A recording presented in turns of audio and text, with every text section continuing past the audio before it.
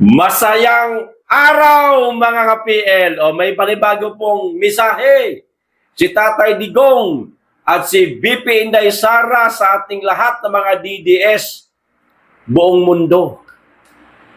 Kani-kanina lamang po ito lumabas mga kababayan.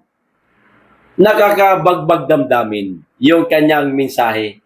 Pero idinadaan lamang po ni VP Inday Sara sa smile. Alam niyo naman po si VP Inday Sara palangiti yan mga kababayan kahit na mayroon na namang kinakaharap na pangalawang impeachment case laban sa kanya. Hindi na nadala etong mga yawa na mga dilawan mga kababayan.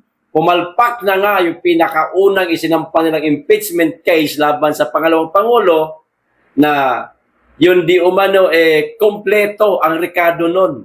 Kompleto, siksik, liglig, umaapaw daw ang mga ebidensya nila pero palpak. Mas lalo na etong pangalawang impeachment sa ating pangalawang Pangulo, mga kababayan. Di ba nakita ho ninyo sa mainstream media, napakarami ng mga dokumento, patong-patong. Di umano, kulang pa daw yun. Di mas lalong hindi lulusot. Itong pangalawang impeachment, mga kababayan, laban kay VP Inday Sara. O di pagtatawanan na naman natin sila. Kung ano man ang magiging desisyon dito sa impeachment na ipafile na naman nila sa ating pangalawang Pangulo. Eto ho, video ni VP Inday Sara, mga kababayan, panoorin po natin. Pero bago ko po simulan, makikisoyo sa mga hindi pa po nakasubscribe. Baka naman at paki-click na rin po ang notification bell para updated ho kayo sa lahat ng upload at huwag niyo pong kalimutan paki-like at paki-share na rin siyempre nitong video para malaman po ng mga DDS buong mundo ang pinakabagong mensahe ng ating Tatay Digong at ni VP Inday Sara. Eto na, panoorin na natin. So, meron siyang message kanina, ang sabi lang niya, para sa inyong lahat. Nandito kami, meaning siya, ako, at yung iba pang mga kapamilya namin, nandito kami so as long as gusto pa kami ng tao. Yes. Of course. Yeah, hanggang sa dulo. Hindi kami mamimilit kung ano yung gusto ng tao bayan. For life, man. So, We pray, Mom.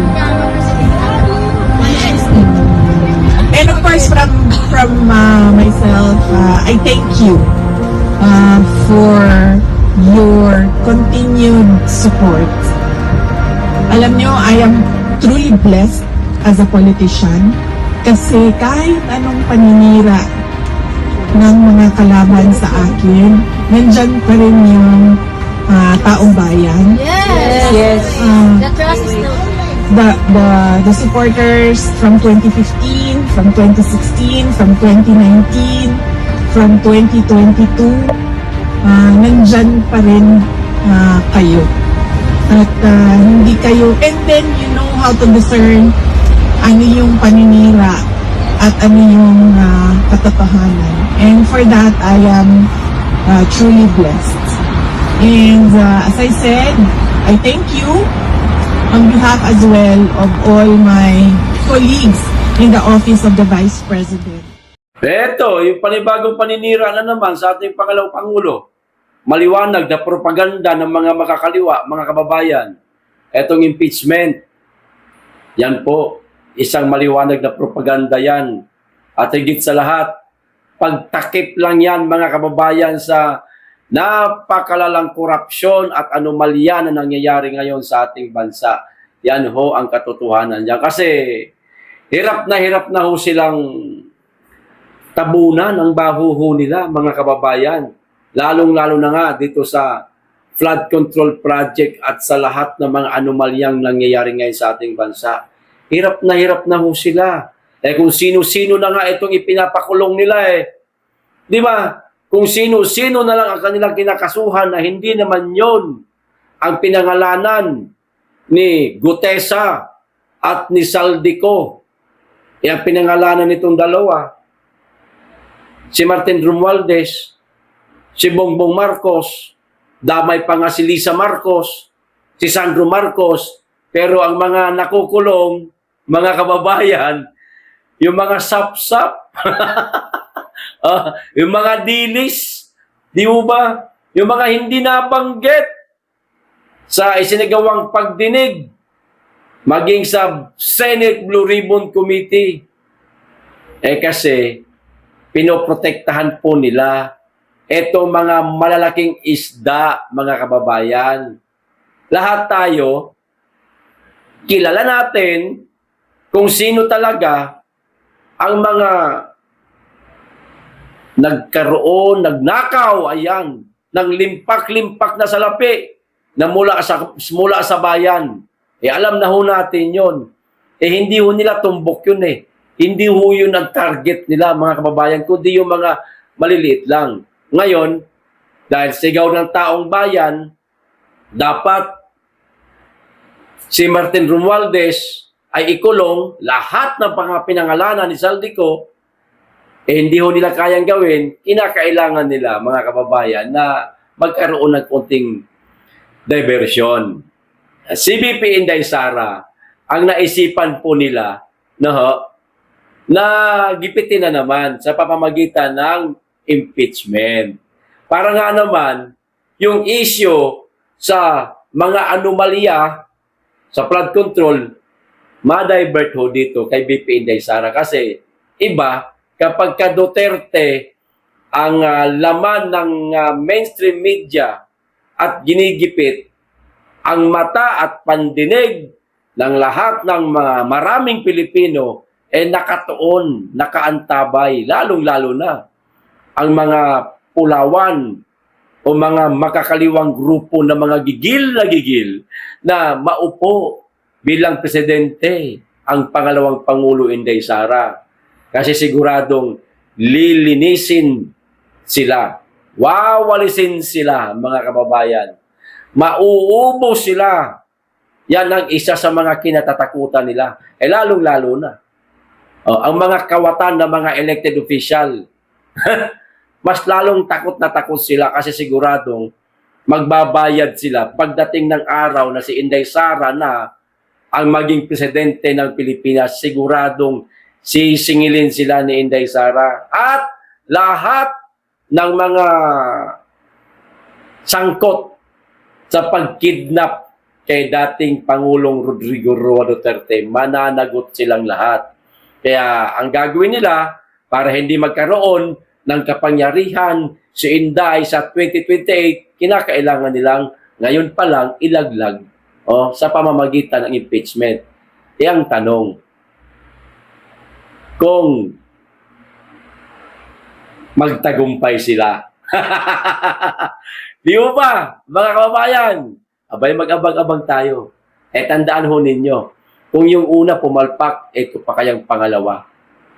Sigurado yan, mga kababayan. Dito po tayo sa isa pang balita. Nako, delikado ho dito ang mga tulpo, mga kababayan. Magkapatid na tulpo, delikado ho sila rito. Baka sakaling ano pa ito sila, mga kababayan, matanggal sa pwesto, matanggal sa pagkasenador. Naloko na. Hindi lang mga senador, maging ang mga kongresista. Ito ho, para malaman ho ninyo, paano sila matatanggal? Maaring matanggal, maaring hindi. Pero kung talagang susundin ang batas, sigurado tanggal itong mga ito. Lalo na kapag ka napatunayan sa isang investigasyon. Ito ho, mula po ito kay Atty. Rowena Guanzon. Matapos nyo tulungan, kayo din ang ilaglag. Yan mga yap at nakasama na ng tulpo sa unang pasok nila sa politika. Noong nakatatlong seat ang ACT-CIS noong 2019, si Congressman Jocelyn ang first nominee at second naman si Congressman Eric Yap. Okay. Ngayon, ito na. Dawit sa flood control ang kumpanya ng mga yap, mga kababayan. Kaya pinapa-freeze na ang assets at kung sila nga ang nagpondo sa tawag nito, kampanya ni Senator Erwin, malaking problema ito. Okay? Pero political capital ng tulpo ito. Pati sila na independent naman sana ay kakantiin ng administrasyon. Wala na sila sinisino. Naku, naloko na. Names and frozen accounts tied to Yap Brothers trace as top Tulfos campaign donors, mga kababayan. Ito di umanong kumpanya, mga kababayan, ng tawag nito, ng mga Yap na nadadawit ngayon sa maanumalyang flood control project, siya di umano ang naging donors, ayan, ng kampanya ng mga tulpo. O kahit sabihin na lang natin kay Erwin Tulpo. Pero sabihin natin kay Erwin Tulpo lang, parang ang labo ho. Kung pinondohan nila ang kampanya ni Erwin Tulpo, maaaring pinondohan din nila ang kampanya ni Rapi Tulpo o maging ng mga tawag nito. Yan, yung AXI-IS din, syempre na natural, may pondo yan sila. Pero saan galing yung pondo nila? Ngayon, pag inimbestigahan to, mga kababayan, at mapatunayang nagpondo nga itong kumpanya ng mga Yap sa kandidatura ng mga tulpo, yari sila. Magagaya sila kay Chis Escudero, mga kababayan. Pero yung kay Chis, sigurado ako, paninira lang yon. Walang katotohanan yon. Pero eto, sa mga Yap, nasa AXI-IS party list yan yung mga Yap nasaan ba dati si Erwin Tulpo? Di po ba, mapapag-isip po talaga tayo na maaaring pinondohan nga ang kampanya nito mga tulpo. Nitong kumpanya ni Yap na sabit sa maanumalyang flood control project. Nako, delikado to, mga kababayan. O ito pa, isang balita. Nako po, matindi. Ito, ang katawa-tawa na sinabi ni Mr. President, mga kababayan. Tapang-tapangan ng mama. Akala mo talaga may bayag. Mahilig naman sa malaki. It's too big. Tubig nga. Masyadong malaki daw. Masyadong malaki. Di kaya. Ito. Pasahin ko. Ayan o. Kahit banggain ko pa ang malalaking buhaya sa gobyerno. Ayon yan kay Marcos nangakong ibabalik ang tiwala ng publiko. Unang-una, Mr. President. Yang tinutukoy nyo ho na malalaking buhaya sa gobyerno, isa ho kayo dyan. Dahil isa po kayo sa pinangalanan ni Saldico na pinagdagilhan niya ng limpak-limpak at mali-maletang basura na pera ang laman ng maleta. Isa ho kayo ano tawag sa inyo? Anghel. Pinagbigyan pala kayo ni Saldico o dinilbiran pala kayo ni Saldico ng limpak-limpak na pera. O di isa ho kayo sa mga buhaya, Mr. President. Ito pa isa. Nangakong ibabalik ang tiwala ng publiko. Naku, malabo na po. Ganito lang kasimple, Mr. President. Gusto mong maibalik ang tiwala ng publiko sa'yo o sa administrasyon mo? Simple lang, Mr. President. Tanggapin niyo po ang hamon ng ating mga kababayan na taon na ho ang lumipas. 1 taon na yata eh. Simple lang, magpa-hair follicle pulburon test ho kayo. Ganun lang kasimple. Para maniniwala kami na seryoso ho kayo dito sa sinasabi ninyo na kahit na malalaking buhaya sa gobyerno, ibabanggain ninyo, wala kayong sisinuhin. Kapag nagpa-hair follicle ho kayo, Mr. President, nagbigay ng diretso at matapang na pahayag si Ferdinand Bongbong Marcos Jr. Iginiit na handa siyang gawin ang lahat para maibalik ang tiwala ng sambayanan kahit pa nangahulugan ito ng pagbangga sa mga makapangyarihang personalidad sa gobyerno. Isa ho kayo sa pinakamakapangyarihan, Mr. Presidente. Sige nga, kung talagang babanggain mo lahat, yan na naman tayo eh, bira naman eh. Ayaw ko magalit ngayon ng mga oras na ito eh. Banggain mo nga yung pinsan mo. Yung pinsan mo, si Romualdez, banggain mo nga. Ipakulong mo, paimbestigahan mo, kuhanin mo kay Saldico ang mga ebidensyang sinasabi niya. Gamitin mo yun. At yung anak mo na merong 100 billion na insertion, paimbestigahan mo rin. Gamitin nyo po ang ebidensya na inilabas ni Saldico. Sige nga, banggain mo nga. Gusto mong bumalik ang tiwala namin sa iyo, di ba? Ganun lang kasimple. Magpa-hair follicle ho kayo. Ipakulong mo si Romualdez. Paimbestigahan mo yung anak mo, Mr. President. Kahit sarili mo eh. Binanggit na ni Saldico eh. Maliwanag yan eh. Buhaya ka rin eh. O hindi naman namin ito masasabi. Nang walang nagsasabing kayo ay pinagdalhan ng pera na mali-malita ni Saldico. Si Saldico may sabi eh. Sabi pa nga ng kapatid mo, adik ka daw eh. Gumagamit ka daw ng droga, magpa-hair follicle ka kung kaya mo. Para manumbalik yung pagtiwala namin sa administrasyon mo at sa'yo. O ngayon, kung hindi mo kayang gawin, yan lang naman ang hiling ng tao. Kung hindi mo kayang gawin yan, huwag ka nang mangangako, huwag ka nang magtapang-tapangan. Alam naman naming weak ka talaga.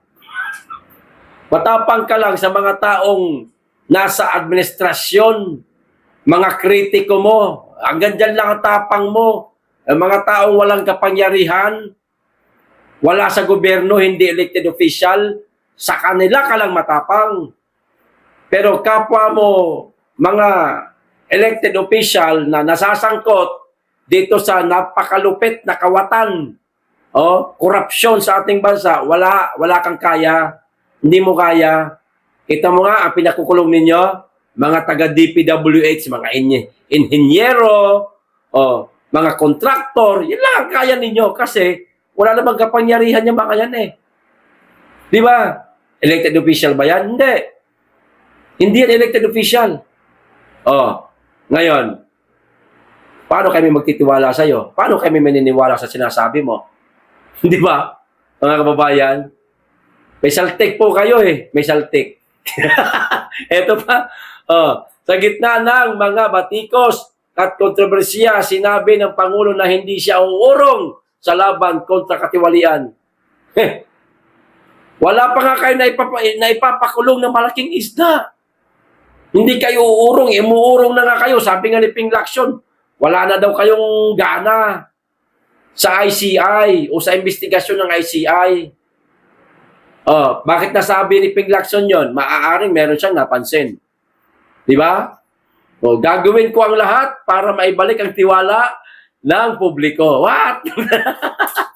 Babanggain ko ang mga malalaking buhaya sa gobyerno dahil ang laban na ito ay para sa future ng ating mga anak at susunod na henerasyon. Pahayag ni Marcos. What?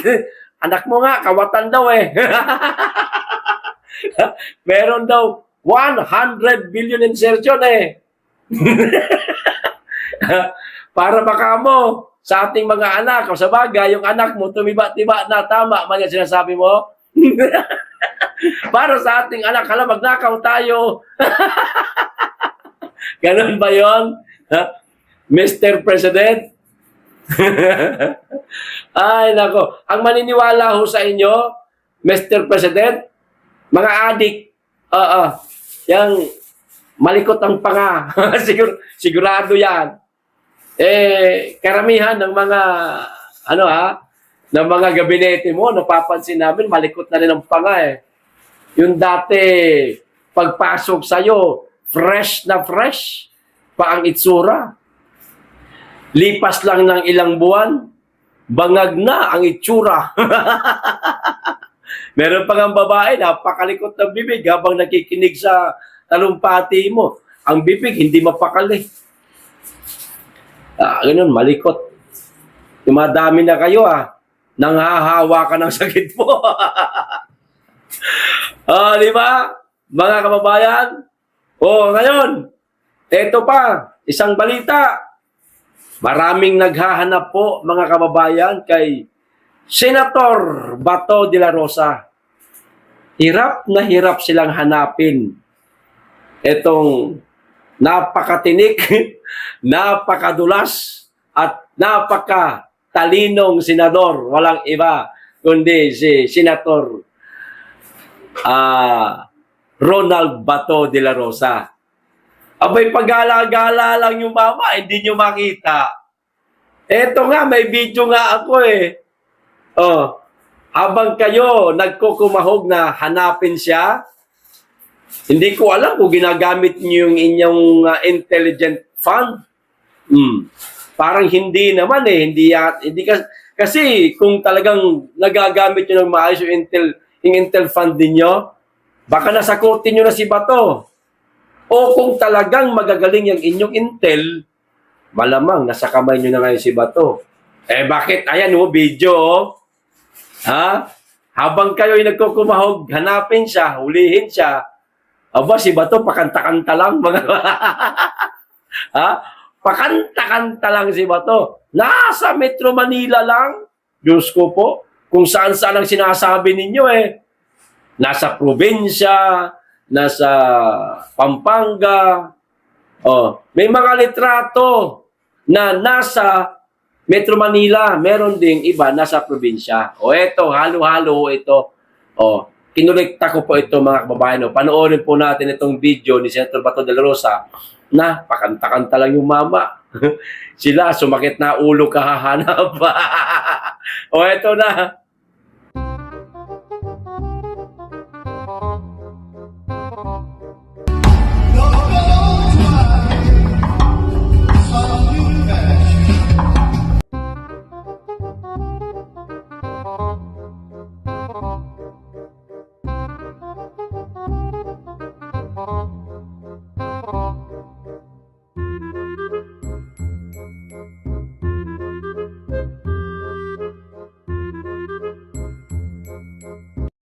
Ayan kinakanta-kantahan lang kayo ni kinakanta-kantahan lang kayo ni Senator Bato de la Rosa. Chill na chill si Senator Bato de la Rosa. Kayo nasaan na? Saan na ba narating ninyo sa paghahanap sa kanya? Naku po, hindi nyo makikita si Bato kung ganyan kayo kalausi magtrabaho. Akala ko ba magagaling yung intel ninyo? Wala akong kilalang mga magagaling na intel, kundi nasa mga intel ni BP Inday Sara. Yan lang napapansin ko. Pero mga intel ni Bangag, ewan ko lang kung talagang intel yung mga ini, parang mga bangag. Pinuntahan ni Bato yung apo niya. Karga-karga niya, nakita niya naman sa litrato. Kasi namimiss niya yung apo niya. Pinuntahan niya yung kanyang asawa. Para bagang nagpaalam na siya na, honey, medyo mawawala ako sa feeling mo ng ilang buwan, ha? Relax ka lang, dan ka lang. Okay lang ako, kaya ko itong laban na ito. Hanapin nila ako kung mahahanap nila ako. Pinagtatawanan kayo ngayon ni Bato. John Beck! Ano na? Kaya pa ba? Pag hindi mo nahanap si Bato, pag hindi mo nahuli si Bato, sa loob ng 1 buwan, ampaw ka. Yung laking mama mo na yan, tangkad mo, laki ng mga muscles mo eh. Ampaw ka, John Beck.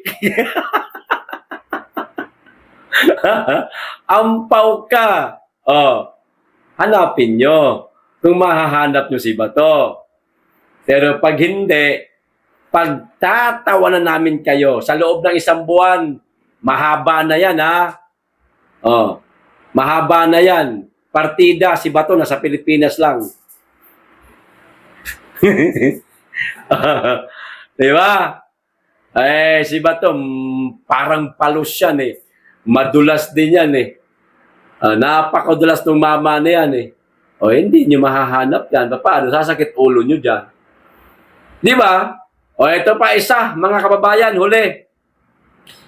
Galit na galit ang mga bangag supporter, mga kababayan, galit na galit din. Di ba? Mismong si Bongbong Marcos sa China, hindi pulingid sa kaalaman natin yan. Nagigil sila sa China dahil sa mga di umano'y ginagawa ng mga CCG o Chinese Coast Guard sa West Philippine Sea o yung girian dyan sa West Philippine Sea. Binobomba ng tubig ang mga PCG o Philippine Coast Guard ng mga CCG. Maging ang ating mga mangingisda ay binobomba ng tubig.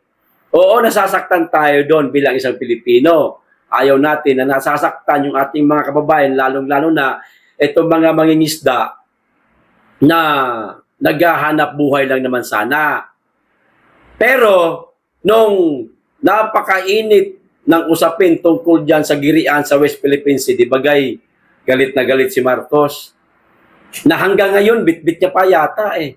Sabi niya, gusto niya daw makipag-bardagulan sa China. Kung kakayanin mo, nabuang ka. Nahihibang ka na naman. Naghahalusinate kang makapangyarihan ka, tanga, wala kang kapangyarihan, huwag kang magaling-galingan. Pero kung kapangyarihan, hanggang utak lang kasi batak ka eh. Kasi bangag ka. O eto, mga kababayan, sinuka ni Marcos yung mga sinabi niya. O paano to? Mga bangag supporter, paano nyo didepensahan to ngayon na mismo ang inyong sinusuportahang bangag na presidente sinuka lahat ng mga kinain niya. Lahat ng mga masasakit niyang sinabi sa China, sinuka niya, kinain niya uli. Pasintabi sa mga kumakain. Ito, sabi niya, si Marcos mismo may sabi, China, mahalagang kaibigan at katuwang ng Pilipinas ayon kay Marcos. What? Akala ko ba, Marcos, galit na galit ka sa China? Akala ko ba makipaggera ka sa China? Bakit sinasabi mo? Mahalagang kaibigan at katuwang. Kinain mo na yung mga sinabi mo. Wala ka talagang prinsipyo. Wala kang paninindigan. Hindi mo kayang pangatawanan ang mga sinasabi mo. Isa kang weak president. Tama nga si PRRD. Ito pa. Sigurado akong marami pang pagkakataon upang maging mas matatag, mas malalim at mas mahalaga ang ugnayan ng ating dalawang bansa sa paglipas ng panahon. Sabi yan ni Bongbong Marcos, mga kababayan. So okay na.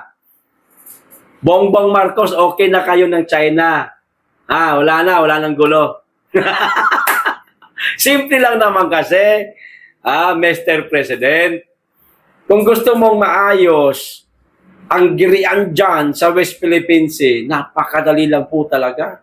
Ang China, napakadaling kausapin, napakadaling makipag-deal, lalong-lalo na sa Pilipinas dahil kinikilala tayo ng mga Chino na yan na parang kapatid na rin dahil nga napakalapit lang natin sa isa't isa. Kausapin mo lang si Xi Jinping. Magkaisa kayo.